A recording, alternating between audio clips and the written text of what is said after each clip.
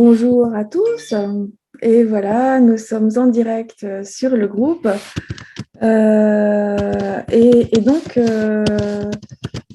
Aujourd'hui, nous allons parler de l'hyperthyroïdie. Je suis heureuse de pouvoir accueillir Enora Conan. Donc pour l'instant, elle est partie chercher un peu d'eau, mais elle va être rapidement revenue et on va pouvoir commencer à parler de l'hyperthyroïdie. Donc, voilà comment ça va se dérouler. Au départ, on va commencer à définir ce qu'est l'hyperthyroïdie, passer un petit peu de temps sur la thyroïde, cette glande, à quoi elle sert, et ensuite voir tous les symptômes, les causes et les traitements au niveau allopathique qui sont proposés dans ce cas de l'hyperthyroïdie. Alors, mais avant tout ça, on va se présenter et donc je vais commencer à demander à Enora de se présenter. Bonsoir, merci Chantal de m'avoir invitée. Donc moi, je m'appelle Enora Conan, je suis donc praticienne en Ayurveda. Je suis aussi malade de la thyroïde et c'est d'ailleurs ce qui m'a menée à l'Ayurveda. Finalement, j'ai commencé à me soigner et puis après, j'ai eu envie d'aller plus loin et donc de me former. Et moi, je suis malade, mais ce que j'ai, c'est une hypothyroïdie. Je n'étais pas passée par la case hyperthyroïdie, je suis allée directement à l'hypothyroïdie. Donc, je travaille au quotidien avec des médecins qui sont situés dans le Kerala. Donc, je fais des consultations avec eux. J'ai développé aussi des programmes spécifiques sur la thyroïde, dont un programme d'1 an et un cycle en ligne en autonomie. Et puis, je suis également formatrice au sein de l'école Gaia Veda.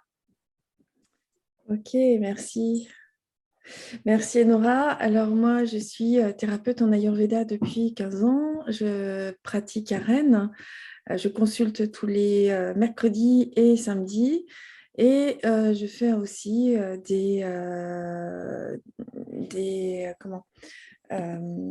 je propose aussi des programmes en ligne et des lives sur le groupe tous les mercredis soirs.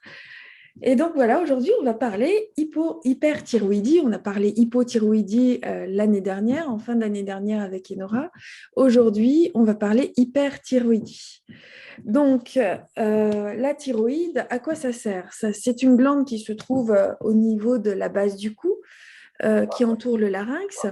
Elle sécrète des hormones dont le rôle principal est de réguler le métabolisme du corps, que ce soit au niveau alimentaire comme au niveau de la respiration. Elle joue un rôle important dans la croissance osseuse, dans le développement mental, dans la transformation des graisses et des sucres. Et elles augmentent aussi la consommation d'oxygène dans les tissus. Ces hormones qu'on appelle donc T3 et T4 sont régulées par une hormone stimulante qu'on appelle la TSH, qui est sécrétée par l'hypophyse. Cette régulation repose sur le principe de rétrocontrôle. Est-ce que tu peux nous en dire plus par rapport à ce principe de rétrocontrôle, Enora? Oui, avec plaisir, parce que c'est une source de confusion fréquente chez les personnes qui ont des problèmes de thyroïde. Parce que donc, ce qui se passe, c'est que l'hypophyse sécrète la TSH pour dire à la thyroïde, travaille plus ou travaille moins. Donc, plus l'hypophyse va sécréter de TSH, donc plus la TSH est élevée, plus l'hypophyse est en train de dire à la thyroïde de travailler. Donc, ça veut dire que plus le corps a besoin d'hormones thyroïdiennes. Donc, si on est en hypothyroïdie, on va donc avoir une TSH élevée puisque l'hypophyse ne va pas arrêter de dire, mais allez, vas-y, travaille, travaille, travaille, puisque dans le corps, on n'a pas assez d'hormones. Et on est donc en hypothyroïdie avec une TSH élevée. Et à l'inverse, si la thyroïde sécrète trop d'hormones thyroïdiennes, l'hypophyse va au contraire freiner la sécrétion de TSH pour dire oh, stop, un petit peu comme si on essayait de calmer les chevaux. Et donc la TSH sera très basse, voire nulle. D'ailleurs, en hyperthyroïdie, en général, la TSH, elle est vraiment très, très basse. Et donc, les gens disent, mais alors je ne comprends pas, pourquoi est-ce que je suis en hyperthyroïdie alors qu'en fait, ma TSH, j'en ai quasiment pas. Voilà. Donc, c'est le principe du rétrocontrôle qui consiste à envoyer un message qui va freiner ou accélérer. Ok, donc maintenant, on va parler d'hyperthyroïdie. Donc, l'hyperthyroïdie au niveau allopathique, enfin la vision allopathique, c'est-à-dire de la médecine occidentale, c'est un dérèglement de la glande thyroïdienne, donc de la thyroïde, dans lequel celle-ci produit un excès d'hormones thyroïdiennes. Elle se traduit par donc une accélération de la majorité des fonctions de l'organisme, l'accélération du rythme cardiaque, l'amaigrissement, l'anxiété ou une fatigue chronique, ce sont les principaux, je dirais, signes qu'on peut, enfin c'est ce qu'elle, les principaux effets d'une hyperthyroïdie au final. Chez les personnes âgées, elle est systématiquement recherchée lorsque la personne maigrit sans raison, se plaint d'insomnie, de palpitations ou de fatigue chronique. Et elle touche en général les femmes 8 fois plus fréquemment que les hommes. Maintenant, on va parler des symptômes et tu vas pouvoir les reprendre ensuite un par un. Par le biais de l'Ayurveda, on verra par la suite comment ça se passe, hein. Donc, du coup, les symptômes de l'hyperthyroïdie, en général, ils se produisent que à partir des personnes âgées de plus de 60 ans. Quand ils accélèrent, quand ils apparaissent, on observe une accélération du rythme cardiaque, des palpitations, des bouffées de chaleur avec de la transpiration et une soif excessive, des tremblements, des troubles du sommeil, de l'irritabilité, de l'anxiété, des selles molles et fréquentes, de la fatigue, une perte de force musculaire, une baisse de libido, un amaigrissement, des chutes de cheveux, etc.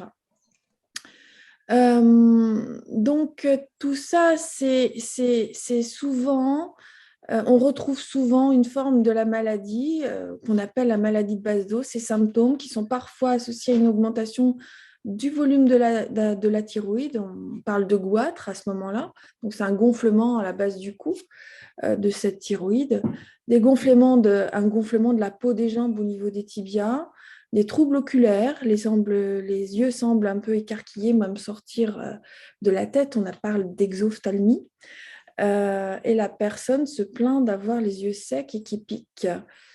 Souvent, les complications vont être essentiellement cardiaques, donc insuffisance cardiaque, fibrillation auriculaire, donc des oreillettes, et puis du rythme cardiaque aussi, psychiatrique avec confusion, agitation, délire, et puis de l'état général de la personne avec une grande fatigue et un amaigrissement important. Voilà, alors les causes, donc on en a parlé juste avant, enfin j'en ai parlé juste avant, c'est la maladie de Basedow par exemple, qui est une maladie où le corps produit des anticorps qui interfèrent dans l'action de la TSH, donc qui régule la thyroïde, hein, les hormones de la thyroïde. Il y a les nodules thyroïdiens, qui sont des petites boules qui se forment dans la thyroïde, soit de manière isolée ou en grappe. C'est souvent produit par les hormones, hein. C'est pas souvent, c'est toujours le cas, mais ils sont toujours à l'origine d'une hyperthyroïdie. Et les thyroïdites, donc c'est une inflammation de la thyroïde. C'est responsable souvent d'un excès d'hormones thyroïdiens, voire de douleurs au niveau de la base du cou.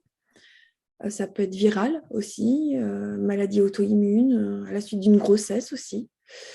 Il y a les médicaments riches en iode aussi qui peuvent être à l'origine d'hyperthyroïdie, comme les produits de contraste dont on se sert en général pour faire des radiographies ou des scanners. Il y a aussi l'amiodarone qui est une cordarone en fait, qui est utilisée pour le traitement du rythme cardiaque aussi, qui peuvent générer une hyperthyroïdie. Et puis des traitements à base d'hormones thyroïdiennes qui peuvent augmenter justement les, les hormones thyroïdiennes. Après, il y a les personnes aussi qui cherchent à perdre du poids, qui ont recours à ces hormones thyroïdiennes de synthèse qui justement va provoquer cette hyperthyroïdie. Le tabac peut être aussi une des causes de l'hyperthyroïdie. Voilà, donc je vais vous parler maintenant du traitement qu'on utilise donc, dans l'hyperthyroïdie. Et donc, en général, on utilise des médicaments qui vont bloquer la production des hormones thyroïdiennes. Et puis, donc ça s'appelle les antithyroïdiens. Et puis, en général, si la personne a des problèmes cardiaques, on va prendre aussi des médicaments qui vont ralentir le cœur. Il va y avoir aussi éventuellement le lévothyrox s'il y a besoin, mais ça, on en reparlera avec, donc Enora. Ce qui est important, c'est qu'à chaque fois que vous allez consulter quelqu'un en médecine, dans une autre médecine que l'allopathie, pour l'hyperthyroïdie, méfiez-vous, évitez de prendre quelqu'un qui va vous dire d'arrêter votre traitement. Parce que ça peut être, surtout en cas d'hyperthyroïdie, ça peut être vraiment très dangereux. Donc là, je vais passer la parole à Enora qui va nous parler de la vision de l'Ayurveda donc du traitement de l'hyperthyroïdie par l'Ayurveda. Merci Chantal. Alors effectivement, tu fais bien de rappeler qu'on doit être suivi. En fait, c'est une maladie, l'hyperthyroïdie. Et c'est une maladie dont on a des symptômes qui sont la palpitation, qui indique qu'il y a un trouble du rythme cardiaque. Et ça peut être rapide, parce qu'on est dans un excès. Quand on a une hyperthyroïdie, c'est qu'on a un excès d'hormones thyroïdiennes et donc qui vont donner un excès global de feu dans le corps et de rythme aussi. Et donc, on peut avoir un excès de rythme cardiaque. Donc, moi, je fais pareil que toi. Les personnes dont je m'occupe, qui ont des problèmes de thyroïde, que ce soit l'un ou l'autre, je leur dis absolument d'être suivies et d'aller, les personnes que je suis à l'année, je leur demande tous les 3 mois de faire un bilan parce que c'est important d'être sûr de voir ce qui se passe. Donc ça, c'est un premier point de vigilance qui est important. Alors, en Ayurveda, donc moi, là, aujourd'hui, je vais vous parler de ce que je connais moi, de mon point de vue à moi. C'est vrai qu'en Ayurveda, on a les textes, on a notre formation, et puis après, on a notre expérience. Et donc, moi, je vous parlerai de ce que je connais, donc de mon expérience, de ce que j'ai appris, plus de ce que je peux voir au quotidien. Donc, au niveau de l'hyperthyroïdie, qu'est-ce qu'on peut en dire d'un point de vue ayurvédique? D'abord, la thyroïde, elle est située, le siège, c'est au niveau de la gorge et de la nuque. La localisation est à ce niveau-là.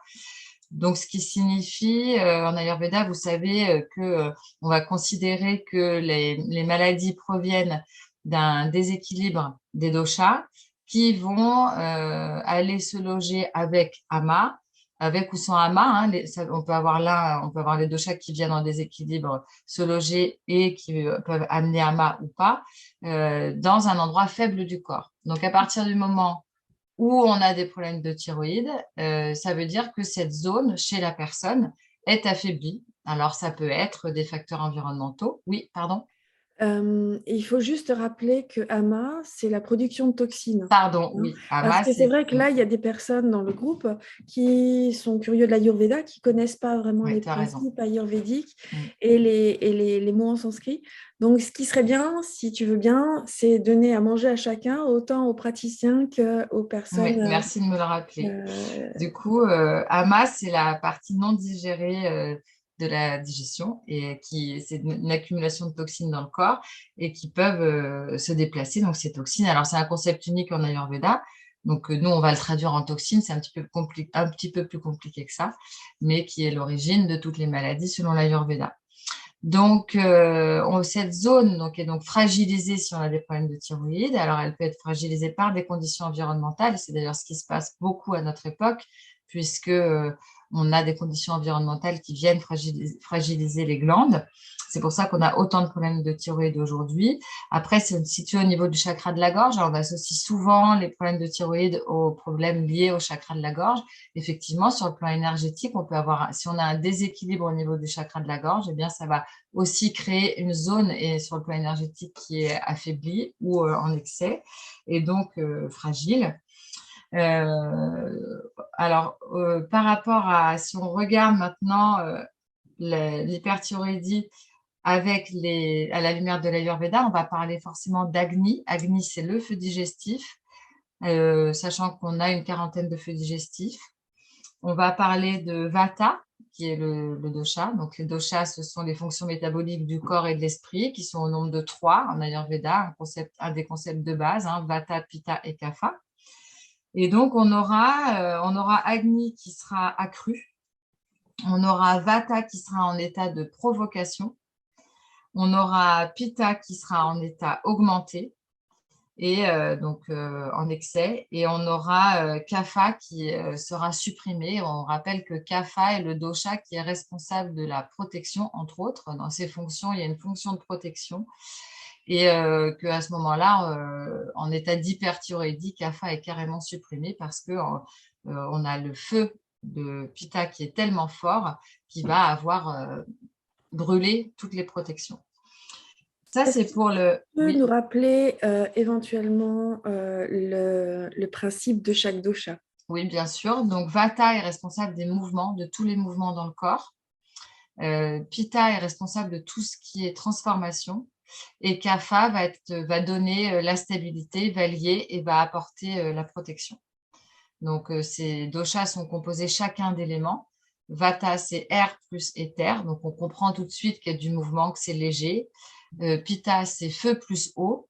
Et Kapha, c'est terre plus eau. Donc, on voit toute la stabilité qui va être apportée par ces éléments qui sont la terre et l'eau. Merci. Donc, une fois qu'on a dit ça, on a donc compris que d'après l'Ayurveda, on a en gros un état de feu qui est puissant, qui est trop fort dans le corps et qui donc se manifeste sous la forme d'une hyperthyroïdie. On va le prendre dans ce sens-là, c'est-à-dire que le feu est fort et ça donne une hyperthyroïdie. Alors, qu'est-ce que ça va donner par rapport aux symptômes, hein, les symptômes dont tu as parlé tout à l'heure? Eh bien, au niveau des symptômes, si on va en regarder quelques-uns, donc on va avoir d'abord la perte de poids, qui est un des symptômes de l'hyperthyroïdie. Donc, quand il y a une perte de poids, c'est qu'on a un vata qui est trop élevé. On va avoir des diarrhées. Diarrhée, c'est pareil, c'est un vata qui va être excessif. On aura l'insomnie. De la même façon, l'insomnie, c'est vata qui est augmenté, qui est trop fort. On parlait de la tachycardie et des palpitations. Donc, ces tachycardies et palpitations, on va les imputer à justement un manque de kapha, un manque donc de protection. Et puis, si on voit manque de kapha, par un excès de pitta et de vata. Des tremblements qui vont, eux, être associés à un manque de kapha également, hein, manque de protection, et un excès de vata. Une augmentation de la transpiration qui va être associée à un excès de pitta, c'est-à-dire trop de chaleur dans le corps, et donc le corps, pour se débarrasser de cette chaleur, il évacue en augmentant la transpiration. Une intolérance à la chaleur qui va aller avec cet excès de chaleur, c'est-à-dire qu'il y a déjà trop de feu, donc s'il fait chaud, on ne se sent pas bien. Là, on est sur un excès de vata et de pitta. Tu parlais des yeux le nom, je n'ai pas le nom exact que tu disais tout à l'heure. Exophthalmie? Voilà, parce que moi, ma dyslexie m'empêche parfois de retenir des mots compliqués, même si je l'ai déjà rencontré plusieurs fois. Donc ça, c'est du vata. C'est un excès de vata. Nervosité et instabilité émotionnelle, c'est aussi un excès de vata. Et un appétit très fort qui est un excès de pitta. Donc, si vous ne connaissez pas encore l'approche ayurvédique, vous voyez que finalement, on a des symptômes qui vont être associés à un excès de l'un ou l'autre des doshas, ou pour certains, à une absence d'un des doshas. Et donc, comment est-ce qu'on va regarder l'hyperthyroïdie, nous, en Ayurveda? Eh bien, ce qu'on va regarder ici, on va voir qu'on a Vata en excès et Pitta en excès et absence de Kapha. Donc, c'est ça qui va nous guider à la fois dans l'analyse des causes et en même temps, on le verra dans le traitement.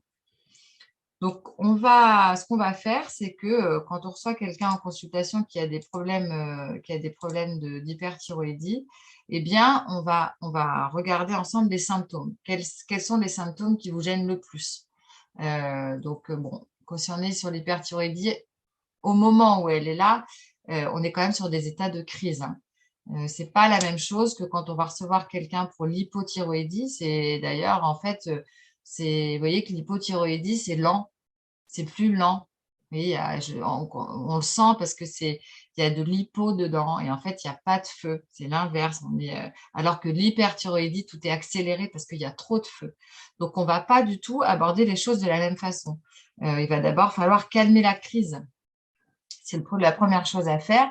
Moi, en tout cas, à mon niveau, là, je demande que l'endocrinologue intervienne. Enfin, ce n'est pas moi qui vais calmer la crise. Ça va se faire avec l'endocrinologue. Nous, on va bien sûr intervenir pour calmer Pitta et Vata, mais c'est bien l'endocrinologue qui va calmer tout de suite la crise et cet excès d'hormones thyroïdiennes. Donc, une fois que la crise va être calmée, on va regarder quels sont les symptômes qui sont persistants. On n'a pas parlé de la fatigue qui est forcément là quand il y a de l'hyperthyroïdie, parce que cet excès de feu va brûler les tissus. Finalement, pourquoi est-ce que on a vu dans les symptômes qu'on avait un manque de protection? On a vu donc ce qu'il en résultait, hein, un manque de kapha, les tissus qui vont être brûlés. Comme le poids qui est diminué, c'est parce que les tissus comme la graisse et les muscles sont brûlés. Qu'est-ce qu'on a d'autre qui résulte les tremblements, ça veut dire que le tissu nerveux, toute la protection au niveau du tissu nerveux, elle est atteinte. On n'en a pas parlé, mais il y a la perte de cheveux aussi. Donc, on a des tissus qui vont être en état. Alors, nous, on appelle en Ayurveda, on va parler de kshaya, c'est-à-dire en appauvrissement. Kshaya, ça veut dire qu'on a un état d'appauvrissement des tissus. Donc, nos tissus, si on est en hyperthyroïdie, vont être dégénérés parce que le feu va être trop puissant. Donc, on va analyser avec la personne où elle en est. Cet appauvrissement, bien sûr, va générer une grande fatigue et on est sur une fatigue qui est une fatigue, mais intense. C'est pas la même fatigue. Dans l'hypothyroïdie, vous allez avoir une fatigue d'épuisement, de je me traîne, vous voyez. Et en hyperthyroïdie, on a une fatigue de je n'ai plus rien. Je n'ai plus de réserve, j'ai plus rien en fait. Je suis complètement vidée. Donc, on n'a pas la même chose.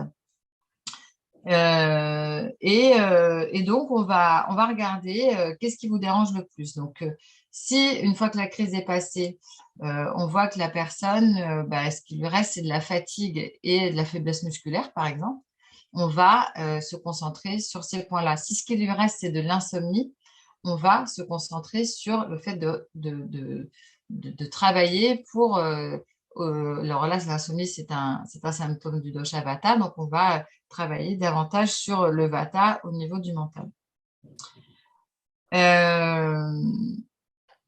Est-ce que c'est clair? Est-ce qu'il y a des questions par rapport à cette approche, enfin en tout cas à la compréhension des symptômes selon l'Ayurveda?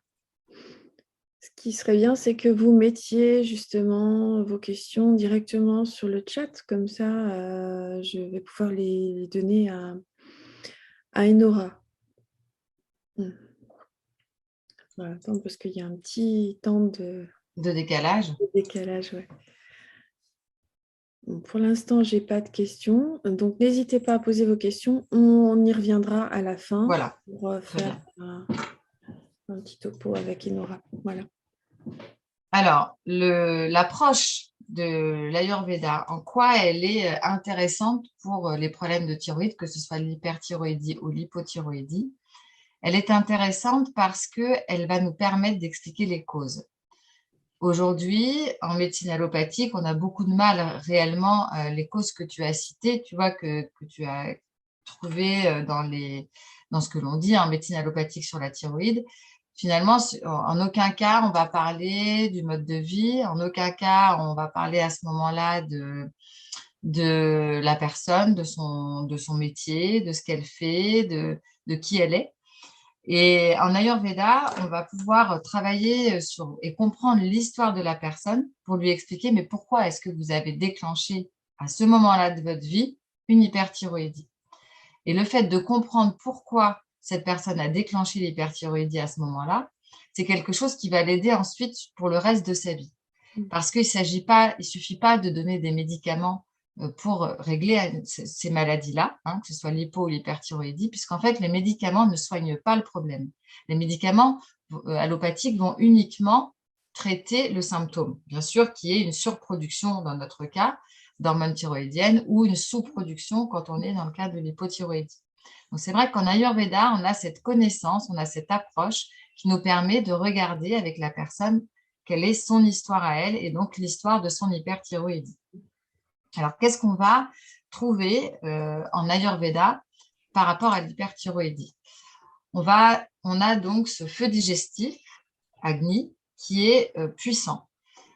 Donc, pourquoi est-ce qu'on a ce feu digestif, cet Agni qui est trop fort dans notre corps? Eh bien, parce que la personne aura été exposée à des causes de provocation des doshas Vata et Pitta, des causes qui vont avoir apporté un excès de Vata et de Pitta chez cette personne et qui va donc stimuler d'un côté le sous-dosha de Pitta qui s'occupe de la digestion, qui s'appelle donc Pachakapita, et le sous-dosha de Vata, qui est également impliqué dans la digestion, donc au niveau du feu digestif principal, hein, qui s'appelle Samanavayu. Donc ces deux sous-doshas vont être augmentés, vont être trop forts, et cela va nous donner un feu digestif central qui va être en état donc, de vrudi. Je parlais de kshaya tout à l'heure. Kshaya est un terme en sanskrit qui signifie insuffisant, vrudi qui signifie en excès. Donc, on aura notre feu digestif principal que l'on appelle Jataragni qui va être en excès. On aura également les feux digestifs qui sont situés au niveau des tissus qui vont aussi être en excès, ce qui va faire que nos tissus vont s'appauvrir. Et naturellement, on va avoir comme résultat le fait d'avoir des tissus qui vont être insuffisants, qui vont se retrouver donc en état de kshaya. Et c'est, vous voyez, avec cette image des tissus insuffisants, hein, donc les tissus, on va parler des tissus profonds en parlant des muscles, de la graisse et des tissus osseux, des tissus nerveux. Donc ça, c'est pour ceux que vous visualisez facilement, qui sont donc réduits. Donc, je perds du poids, donc je perds de la force musculaire, donc mes capacités nerveuses sont moins efficaces. Et puis, encore plus loin, je vais avoir des problèmes aussi de fertilité. Et est-ce que ce genre de problèmes peuvent justement, en réaction en chaîne, vu que la personne est fatiguée, le contre-coup du corps va être de générer un peu plus d'oxygène, un peu plus de rythme au niveau du cardiaque, du coup. Oui, ça va accélérer. Effectivement, ça va venir accélérer le rythme cardiaque. Et d'où les risques forts en hyperthyroïdie. Moi, vraiment, on rigole pas du tout. Quand on est en hyperthyroïdie, c'est pour ça qu'on va tout de suite, il faut voir le médecin. Il ne faut pas rester comme ça. Donc, on va avoir cet enchaînement qui va donc conduire à une hyperthyroïdie. Et donc, vous voyez que dans les causes, on a quoi? On a la provocation du dosha Vata et la provocation du dosha Pitta. Alors, qu'est-ce que ça veut dire, hein, la provocation du dosha Vata et du dosha Pitta? Donc, les doshas, on l'a vu, ce sont les fonctions métaboliques du corps et de l'esprit. Que ce soit d'ailleurs dans notre microcosme, mais bien sûr dans le macrocosme dans lequel nous évoluons. C'est central, hein, ce concept des doshas en Ayurveda. On reprend donc toujours, hein, moi j'aime bien revenir toujours à la base, c'est-à-dire que je regarde qu'est-ce que j'ai dans Vata, j'ai les éléments air et éther. Et qu'est-ce que j'ai dans Pitta? J'ai les éléments eau et feu. Ensuite, donc ça c'est un point. Maintenant, un autre point, nous tous, quand nous venons au monde, nous sommes composés d'une proportion de ces 5 éléments, hein, des 5 éléments qui sont l'air, l'éther, l'eau, le feu et la terre, d'accord? Cette combinaison-là va me donner mes doshas dominants. Et bien, ce qu'on appelle la prakruti, qui est la constitution de naissance. Donc, si j'ai une prakruti avec une dominante de feu et d'air, par exemple, hein, je vais avoir donc une dominante des doshas qui sont Pitta et Vata. Donc déjà, je vais avoir un terrain naturel qui va être celui d'augmenter les doshas, Vata et Pitta. Ça veut dire que toute ma vie, ça c'est valable pour tout le monde, hein, ce n'est pas valable que pour les gens qui ont des problèmes de thyroïde. Si vous avez une constitution Pitta-Vata ou Vata-Pitta, eh bien, toute votre vie, vous devrez faire attention à ne pas être trop exposé aux facteurs qui vont venir augmenter ces deux doshas-là. Pourquoi? Parce que vous risquez de déclencher des maladies qui sont des maladies de type ces doshas-là augmentés. L'hyperthyroïdie est une maladie de type Pitta et Vata augmentés. Voilà, donc déjà, un premier point dans les causes, je vais avoir la prakruti de la personne. Est-ce que la personne a une prakruti Pitta-Vata, par exemple? Ensuite, qu'est-ce que je vais regarder? Je vais regarder le style de vie de cette personne. Je vais regarder est-ce que son style de vie est un style de vie qui va venir augmenter le dosha Vata. Qu'est-ce que ça veut dire un style de vie qui augmente le dosha Vata? Ça veut dire, par exemple, quelqu'un qui est très actif, quelqu'un qui va faire beaucoup de choses en même temps, quelqu'un qui va avoir envie de faire beaucoup de choses parce que c'est quelqu'un qui a du pitta en elle et elle aime bien faire des projets, elle aime bien, elle a de l'intensité puis elle n'a pas de limite. Et elle a une prakruti pitta vata et donc du coup son corps il n'est pas non plus, vous voyez, c'est pas comme une prakruti pitta kapha par exemple qui a plus de protection. Sur une prakruti pitta vata, on a très souvent des gens, vous l'avez peut-être vu dans le burn-out, je crois qu'il y a eu un live sur le burn-out, mais on est tout à fait dans ce cas de figure-là, où finalement c'est le feu des personnes qui va venir consumer les tissus parce que le corps ne peut pas résister à ça. Donc ça fait, c'est dans la plupart des cas d'hyperthyroïdie, on a ce schéma-là, hein, c'est-à-dire beaucoup d'envie. Donc là, on va aussi avoir un côté rajasique important dans le tempérament. Donc rajas, c'est une des qualités de l'esprit qui va mener à avoir de l'action, être très active et avoir beaucoup de désir pour plein de choses. Donc, faire pas mal de choses. Et puis à un moment, c'est trop, et puis le corps il dit stop. Donc ça, c'est un des facteurs. Ça ne suffit pas parce qu'on a aussi besoin, pas besoin, mais on a aussi il faut aussi que le vata soit augmenté. Et le vata va être augmenté. Alors, on voit pas mal de traumatismes, de chocs émotionnels, par exemple. On sait que les chocs émotionnels vont augmenter vata. Donc, on regarde dans l'enfance de la personne, c'est vrai qu'on va avoir souvent des choses qui vont être dans l'enfance qui vont avoir créé un choc émotionnel. Donc, un vata qui va être naturellement augmenté, en plus d'être dominant dans la prakruti. On peut avoir un rythme de vie qui va venir augmenter vata. Je pense par exemple à des horaires irréguliers. Donc, c'est le cas des hôtesses de l'air. C'est un exemple. J'ai quelqu'un dans ce cas-là en ce moment. On va avoir des personnes qui peuvent travailler, faire les 3-8. Tout ce qui est irrégularité, en fait, hein, dans les horaires de vie. Ouais, comme les infirmières, par exemple. Comme les Dans le infirmières, sport, les aides-soignantes, les exactement. aides-soignants. J'ai aussi quelqu'un qui était aide-soignante, qui a une Ouais, hyperthyroïdie. Et alors ça peut se déclencher, ça se déclenche pas forcément au moment où vous êtes en train d'être aide-soignant, parce qu'on peut avoir des gens qui sont justement limite en burn-out et qui arrêtent, qui ont eu des symptômes avant-coureurs avant, comme des douleurs lombaires, hein. Ça c'est un signe de vata qui va être augmenté, et qui mal au dos, ne peuvent plus travailler, changement de vie, et puis quelques années après, on a une hyperthyroïdie qui arrive, par exemple. C'est un cas de figure que j'ai eu aussi.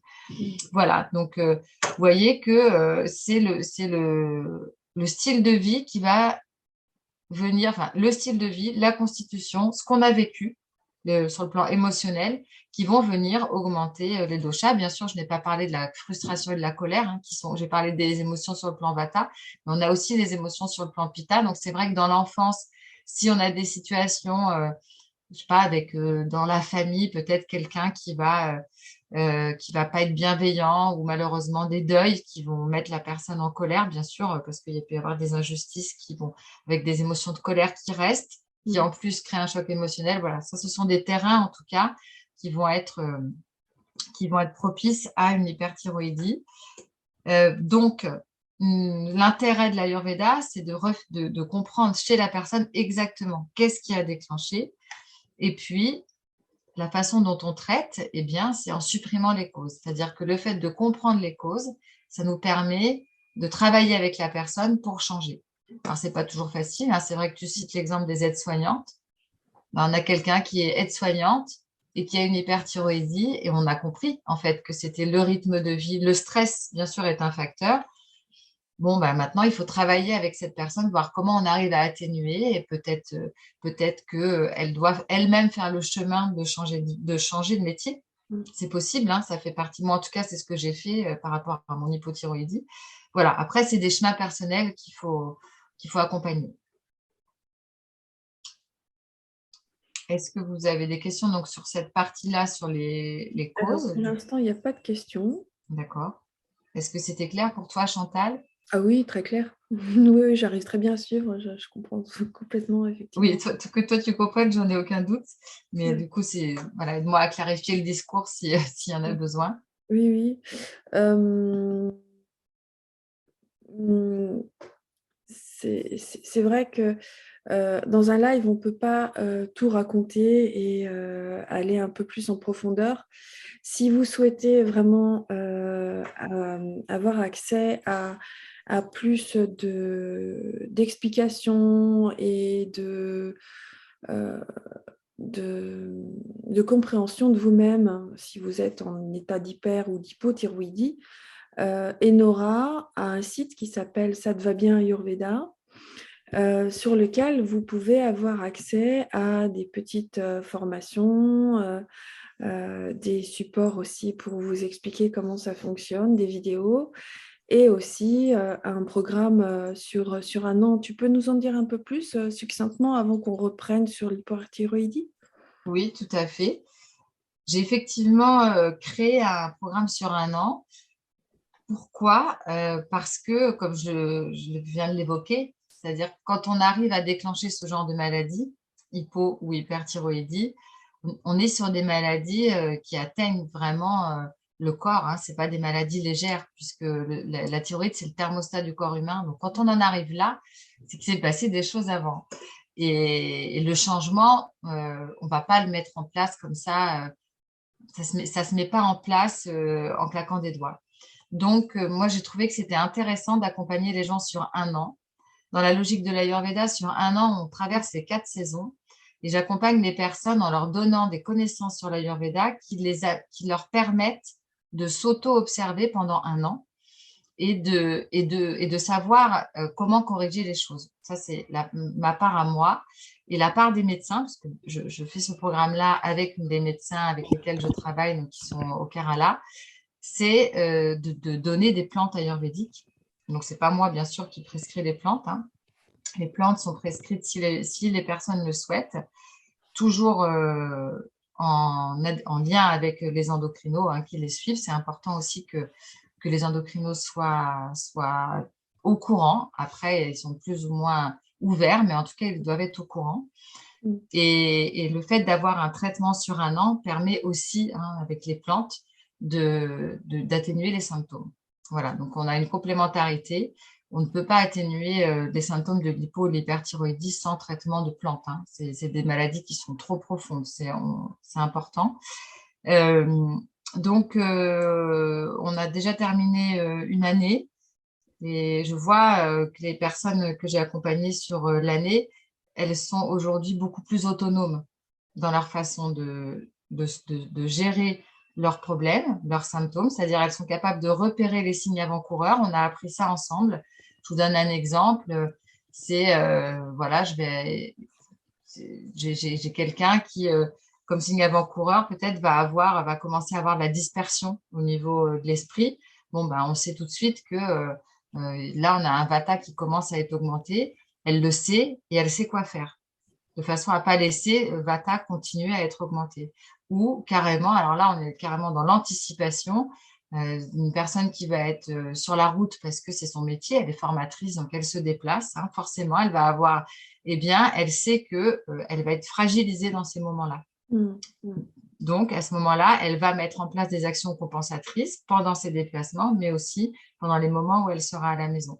Hmm. Voilà, donc ça fait partie des choses qu'on apprend tout au long de l'année. D'accord.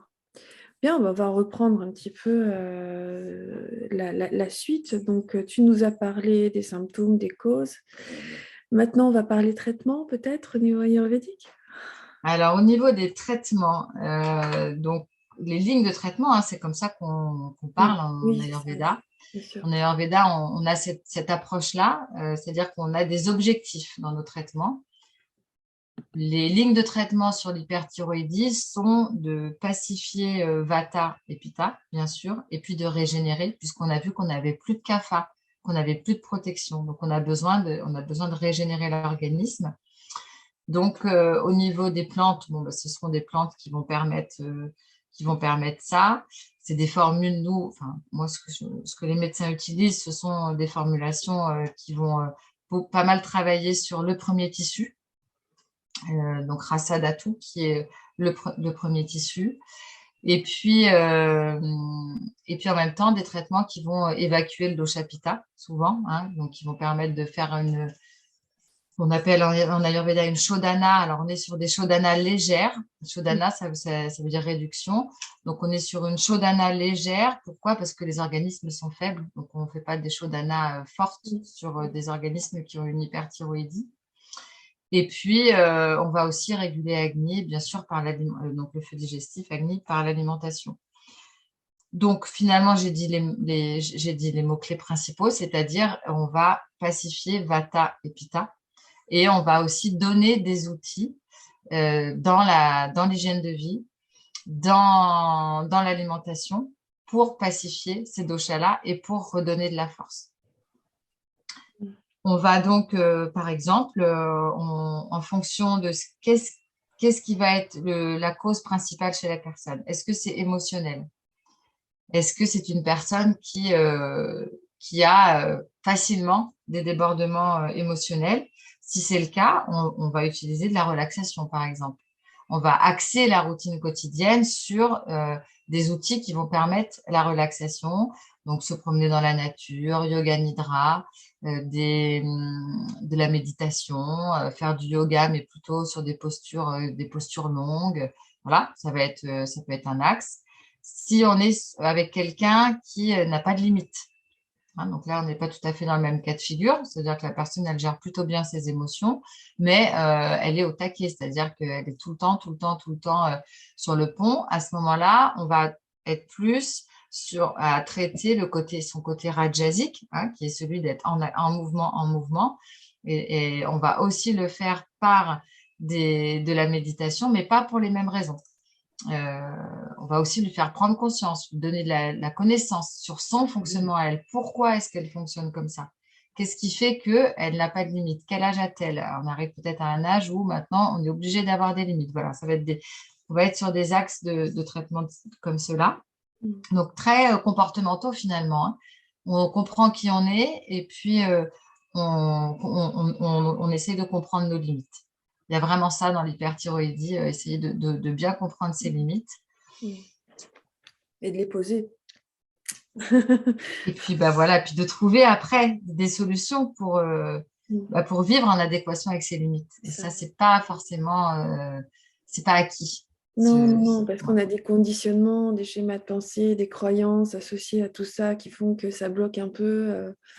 Puis une époque aussi. Oui, il y a ça aussi. La vie moderne qui est voilà, donc du coup c'est pour ça que c'est un long processus. C'est ça.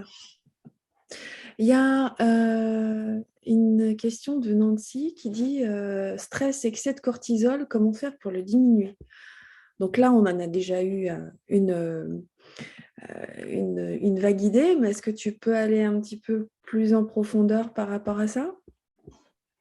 Bah, moi, je raisonne toujours par rapport à la cause, c'est-à-dire pourquoi il y a un excès de stress, d'où vient le stress, qu'est-ce qui fait que la personne est stressée. Donc, s'il y a un stress professionnel, ça peut être parce que, je sais pas, est-ce qu'il y a une cause uniquement externe, c'est-à-dire est-ce que ça vient uniquement du chef qui va être trop demandant? Est-ce que, si on reprend l'exemple de l'hôpital, ça vient des conditions? Qu'est-ce qui fait que Donc, d'abord, comprendre l'origine du stress. Et puis, ensuite, savoir ne pas se laisser happer par le stress. Savoir comment est-ce que je me protège du stress. On va avoir des conditions. Si je prends l'hôpital, c'est vraiment horrible parce que on n'a pas la main. C'est-à-dire les personnes, elles ne peuvent pas. Elles ne peuvent pas changer les choses. C'est compliqué. Donc là, on est dans des conditions de stress pour lesquelles on n'a pas beaucoup de solutions. C'est-à-dire que comment est-ce qu'on se protège de ce stress-là? Donc après, c'est à la personne de voir elle-même qu'est-ce qu'elle peut faire. Est-ce qu'elle doit accepter la situation? Alors moi, je dis souvent, ben, choisissez vos batailles. Voilà. Et puis, vous êtes dans votre... C'est-à-dire qu'à partir du moment où on se dit, OK, je comprends. C'est-à-dire, si j'ai compris que mon stress, il vient d'un excès de... Bah, par exemple, si on est sur l'hôpital, il y a de la frustration, donc il y a de la colère. Il y a un rythme de travail qui est intense. On va beaucoup, le corps en fait beaucoup trop. Donc là, on a du pitta avec la frustration, la colère. De l'intensité, on est aussi sur du pitta qui va amener à un excès de vata, plus une irrégularité qui va augmenter encore plus l'excès de vata. Comment est-ce qu'on fait dans ces cas-là? Comment est-ce qu'on s'en sort? Si on a compris ces choses-là, la colère, la frustration, on devrait pouvoir les gérer. Enfin, on devrait pouvoir dire, je ne me laisse pas atteindre par ces choses-là. Après, il y a des choses auxquelles on ne peut rien faire. Les rythmes, on ne peut pas changer. Les rythmes de travail à l'hôpital qui sont source de stress. En revanche, je peux changer la façon dont je vais compenser. Voilà. Alors Nancy, elle dit c'est un stress qui est lié au vécu professionnel, des décès, la gestion du quotidien, l'accumulation des événements. On est dedans. Moi, j'ai appris par rapport à ça, ce que j'ai appris en psychologie ayurvédique, c'est que c'est notre esprit qui fabrique nos émotions. Bien sûr. Donc, à partir de là, si on accepte ça, ce qui permet d'aller vers sattva, bien sûr, hein, l'acceptation, c'est du sattva, donc c'est la qualité du mental qui nous amène à la clarté, à l'apaisement. Si j'accepte, bien sûr qu'un deuil, c'est triste et que ça met en colère en fonction du deuil, en fonction de... Maintenant, comment est-ce que je le gère? Voilà, ça, c'est ma part, c'est la part sur laquelle j'ai la main. Je n'ai pas la main sur le fait que la personne soit décédée, mais en revanche, j'ai la main sur la façon dont moi, je vais gérer ce deuil-là. Et donc, l'acceptation et le fait de prendre conscience que je fabrique moi-même mes émotions, je trouve que c'est un axe intéressant, c'est un chemin quand même important, parce qu'on n'a pas, nous, dans notre culture, on ne vit pas les choses de cette façon-là. Mais j'irai sur cette piste-là. Et puis le fait d'accepter, de pas, par exemple sur le professionnel, c'est aussi d'accepter le fait de ne pas contrôler. C'est-à-dire si on a un boss qui met la pression, eh bien peut-être qu'on peut être accepter de lâcher quelque chose. Enfin, le lâcher prise, pour moi, c'est un terme qui est assez galvaudé, alors qu'en fait, il prend tout son sens avec la lecture ayurvédique parce que le lâcher prise, c'est accepter de ne pas contrôler, accepter donc, réduire donc l'excès de pitta dans l'esprit, puisque pitta va amener le contrôle. Donc après, on peut aussi mieux comprendre comment notre dosha pitta est là pour contrôler, pour quelles raisons, parce qu'il y a de la peur, par exemple. Enfin, ça après, c'est à chacun de voir. Mais pour moi, il y a ce point-là pour ne pas se laisser envahir par le stress, qu'on peut créer son propre stress. Nancy rajoute aussi l'acceptation, c'est OK. C'est tout ce qu'il y a à gérer sur le côté, l'accumulation des événements. C'est vrai qu'elle a tendance à vouloir contrôler pas mal de choses parce qu'elle a peur en fait. Ouais, c'est souvent. La peur, c'est souvent C'est Vata. Vata. C'est Vata. Et Pitta apporte une réponse à la peur, la réponse qu'elle contrôle. Donc, comprendre d'où vient cette peur, de quoi on a vraiment peur. Ça fait partie, c'est un chemin. Et puis, ne pas se laisser faire. En réalité, parce que si on regarde Vata, c'est de l'agitation. Ça emmène, ça emmène, ça emmène. Et là, on a l'intelligence de Pitta qui peut dire, OK, non, en fait, je n'y vais pas. On reste sans. Et puis après, le Kapha, qui va donner la stabilité, donc se balader dans la nature, des automassages. C'est tout un processus. En Ayurveda, je trouve que la grande intelligence de l'Ayurveda, c'est de lier, c'est ce lien corps-esprit. À partir du moment où je vais mettre en place des actions, que ce soit manger onctueux, que ce soit me coucher aux bonnes heures, que ce soit faire un automassage, rien que soi-même, matin et soir si j'ai besoin, si je suis complètement agitée, me mettre de l'huile ici, me mettre de l'huile ici. Vous voyez, c'est des choses qui vont poser et qui peuvent, sans même que j'ai à faire de l'introspection, déjà calmer le dosha vata, calmer l'agitation. Donc, utilisons ce savoir-là, justement, là, s'il y a de la peur, bon, il faut comprendre pourquoi. Et parallèlement à ça, il faut mettre en place des actions qui vont apaiser vata. J'en profite pour rebondir là-dessus parce que, ben oui, moi aussi, j'ai mis un petit programme en ligne qui justement permet de pratiquer l'Ayurveda et de mettre en place des rituels ou des routines matin et soir pour justement avoir un meilleur métabolisme et puis voilà, la pratique de l'Ayurveda va permettre effectivement de vivre plus longtemps et en meilleure santé.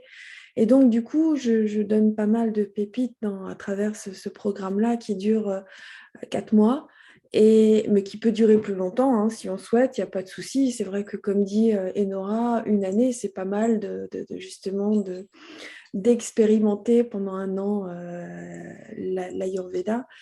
Et ce programme en ligne, je l'ai appelé Créa. Créa, c'est les 4 lettres de connaître, de se connaître ses déséquilibres, etc.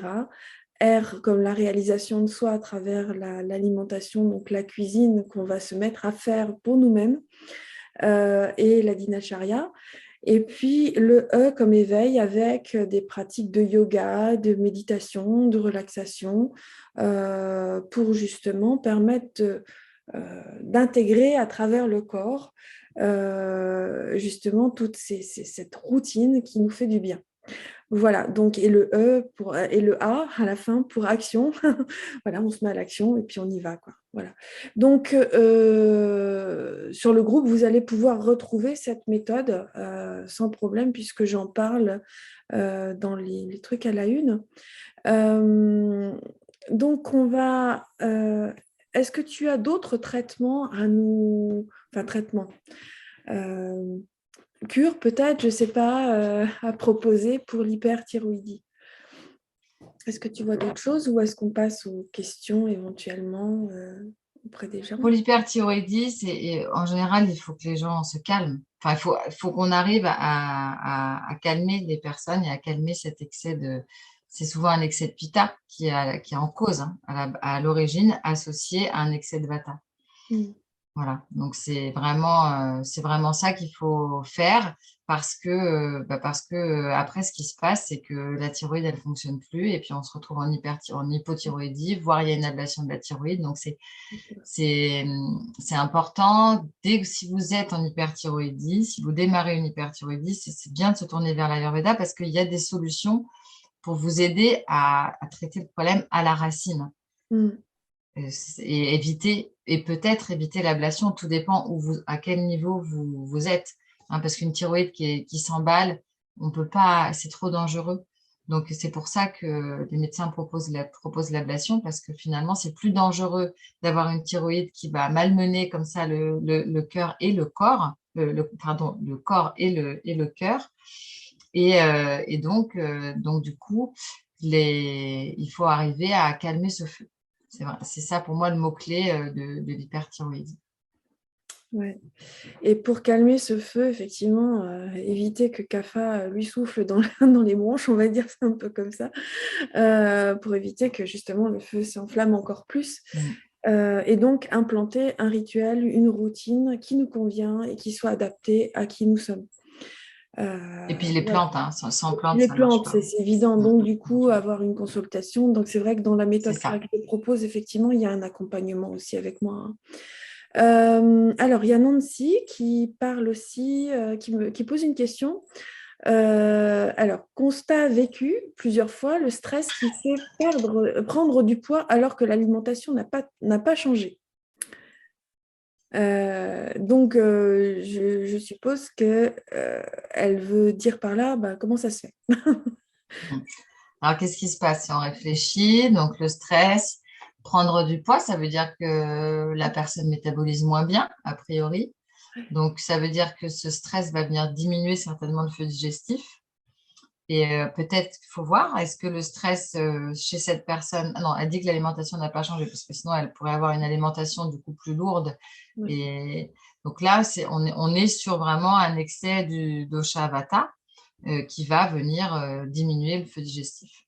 Mm. Enfin, moi, je dirais ça. Chantal, tu dirais quoi? Alors moi, j'aime bien faire la corrélation entre le métabolisme et l'état émotionnel de la personne.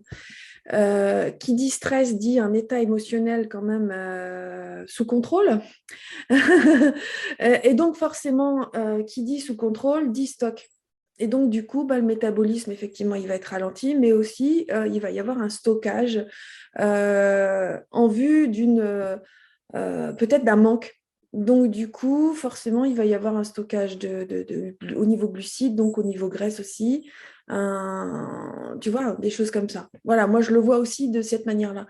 Parce que on a un microbiote qui est complètement intimement lié et en synchronisation avec notre état émotionnel.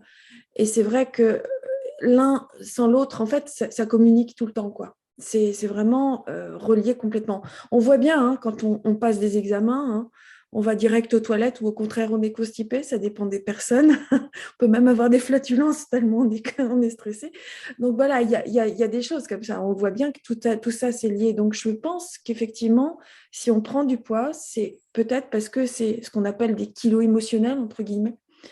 Mais effectivement, il y a aussi, donc forcément, il y a ce que tu as dit, ce métabolisme qui ralentit, qui affaiblit aussi.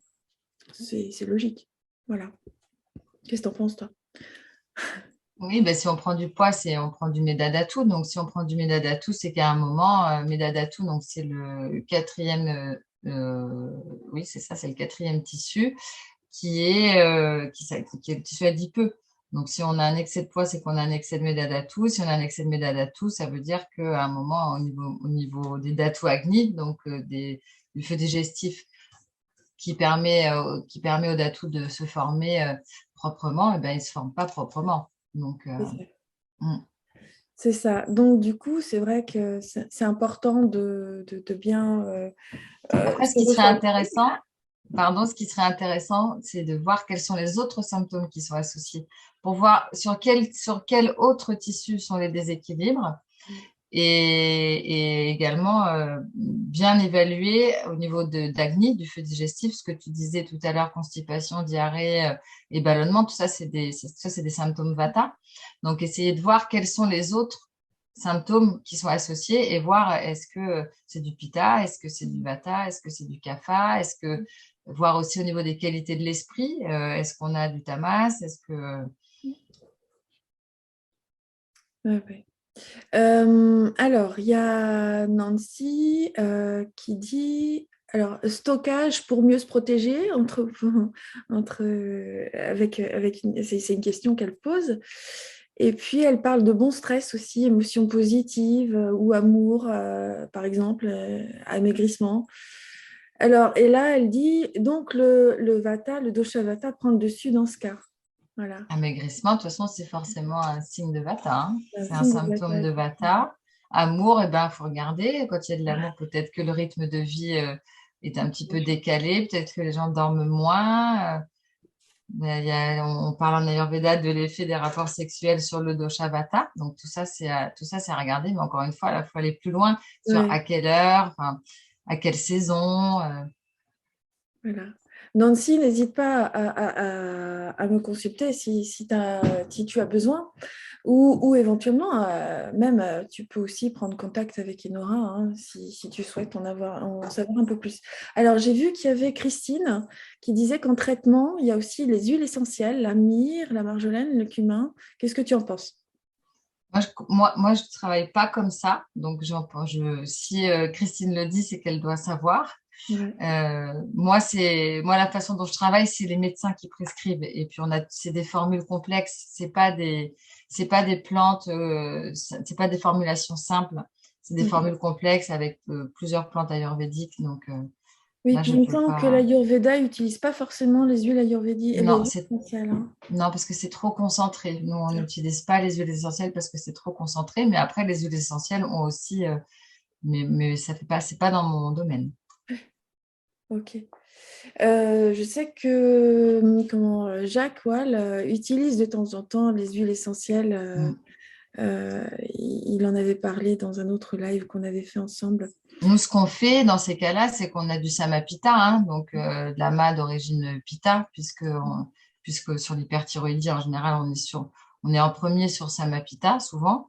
Mhm. Donc, on va éliminer ama et l'ama de type pita, et on va réguler le feu digestif et on va réduire pita. Voilà, ce sont les axes. Et donc, on va utiliser des plantes qui permettent de faire ça. Et après, on passera en pitta, vata, shamana, donc pour contrôler vata et pitta. Puis après, on passera, quand ce sera le moment, en phase de rasayana, donc de régénération. Ok. Alors, il y a Christine, donc Christine Blin, hein, qui a fait pas mal de bouquins sur l'Ayurveda. Elle est chouette, elle est parmi nous, donc c'est génial. Merci Mm. Christine d'être là. Elle dit qu'elle est aussi phyto-aromathérapeute. Donc ça pourrait être chouette Oui, ben voilà, si c'est tu pour pouvais ça. nous en Mm. dire un peu plus sur le traitement avec les huiles essentielles. Donc là, tu nous en as parlé en parlant de la myrrhe, la marjolaine et du cumin. Je te remercie d'en avoir. Est-ce que tu pourrais nous en dire un peu plus éventuellement, Christine? Donc, je te laisse écrire. Pendant ce temps-là, je vais répondre à une autre question de Nancy. En fonction du moment de vie, on passe d'un type à un autre. Donc, je suppose que tu parles de dosha, là, Nancy. Je te laisse répondre, Enora. Ben oui, parce on traverse trois âges hein, selon l'Ayurveda, donc l'âge Kapha, l'âge Pitta et l'âge Vata. L'âge Vata, c'est la dégénérescence, enfin, c'est le début, enfin pas le début, puisqu'on considère qu'on dégénère dès qu'on est né. Dès qu'on est, ça fait partie de la vie de dégénérer selon l'Ayurveda. Tout, c'est dans la définition du corps humain d'ailleurs. Donc, en gros, l'âge Vata va arriver à partir de la ménopause, hein, pour les femmes à peu près. L'âge Pitta, c'est 25-40 ans, après ça dépend. Et puis l'âge Kapha, c'est avant. L'âge Kapha, c'est l'âge pendant lequel on grandit. Mm. L'âge Pitta, c'est l'âge pendant lequel on transforme. On va transformer nos connaissances, on va mettre en place des choses, on va être en responsabilité de famille, on va construire une maison, on va transformer ce qu'on a acquis comme connaissances dans notre profession. Et puis ensuite, l'âge Vata, eh bien, c'est l'âge où on va commencer à aller doucement vers le repos et puis vers la fin de vie. Mm.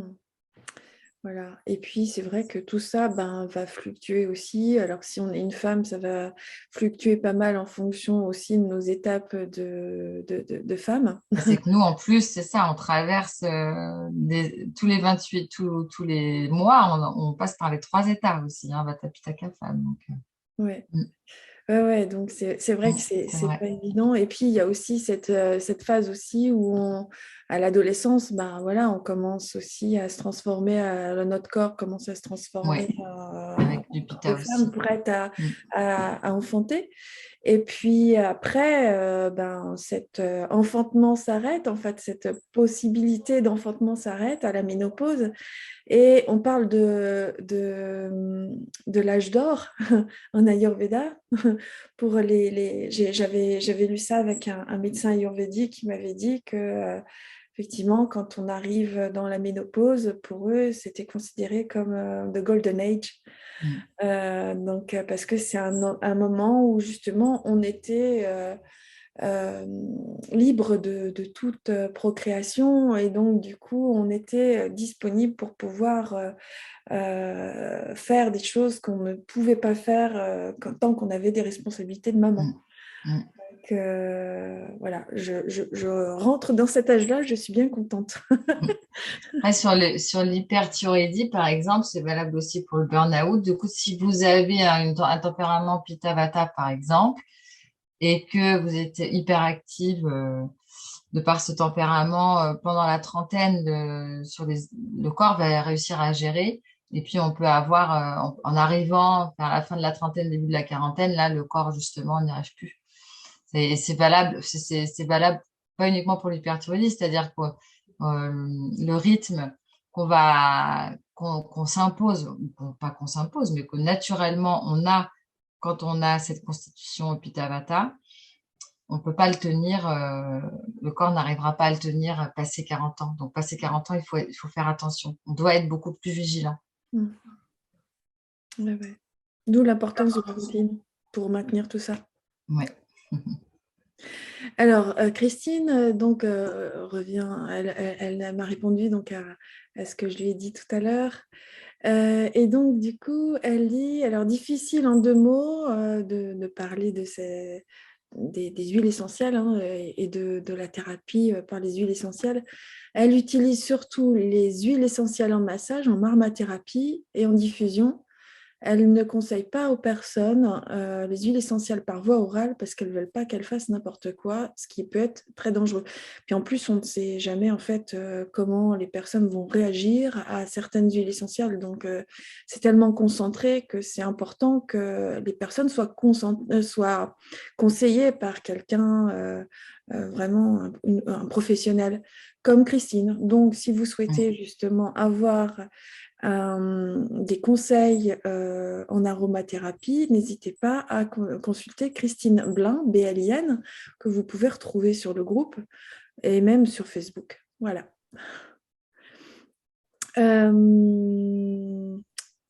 Voilà. Est-ce que vous avez d'autres questions à poser? A priori, non. On attend encore un petit peu. Moi, je peux profiter de cet intermède pour apporter un témoignage du coup perso, c'est-à-dire que j'ai commencé, j'avais une dose à peu près équivalente à 200 en lévothyrox. Moi, j'ai jamais été en hyperthyroïdie, sauf quand je suis surdosée. Donc, j'ai commencé à 200 et j'ai baissé, j'étais arrivée à 100. Et là, je suis encore en train de baisser. Donc, ça fait 2 fois cette année que j'expérimente, grâce au traitement ayurvédique, des états d'hyperthyroïdie, puisque je suis surdosée en réalité, puisque avec le traitement ayurvédique que je suis, eh bien, on arrive à diminuer mon traitement en lévothyrox, ce qui était l'objectif. Et du coup, ça me permet aussi de bien voir de voir 2 choses. C'est-à-dire qu'en Ayurveda, on a la capacité, en lisant les symptômes avant-coureurs, avant même que dans le sang, on voit les hormones thyroïdiennes qui sont, donc la TSH qui a chuté et les hormones qui sont par exemple trop élevées. On a des symptômes. Donc, dans les symptômes à repérer, c'est la chute des cheveux, ça c'est un des premiers, et la perte, quand on a la perte de tissu au niveau de la poitrine. Ça fait partie vraiment des 2 symptômes qui arrivent, qui nous indiquent qu'il y a une hyperthyroïdie. Et après arrivent les symptômes plus graves. Parce que déjà, on est quand même sur les tissus, on est déjà à Médadatou, donc le tissu adipeux et le tissu osseux. Hein, Oui, alors, donc on est déjà, voilà, mais après pour le repérer, bon.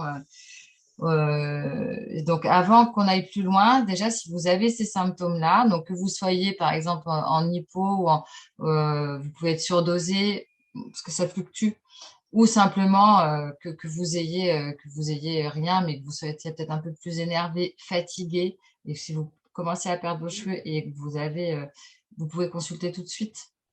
Parce que nous, en Ayurveda, on va pouvoir intervenir peut-être avant. C'est tout l'intérêt de la prévention, de la lutte de prévention avec l'Ayurveda. On pourra intervenir, on regardera ce qui se passe et on comprendra déjà quelque chose et on sera capable d'intervenir avant même que dans votre sang, on voit la chute des hormones. Merci pour ton témoignage.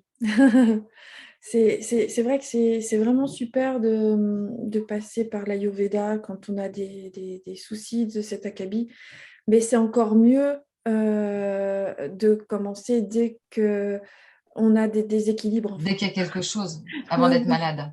Et les déséquilibres commencent en général par des problèmes digestifs, la plupart du temps. Tout Donc, à fait. puisque c'est comme ça, voilà. Donc là, je vais commencer à parler à partir de demain de l'importance de préserver notre feu digestif.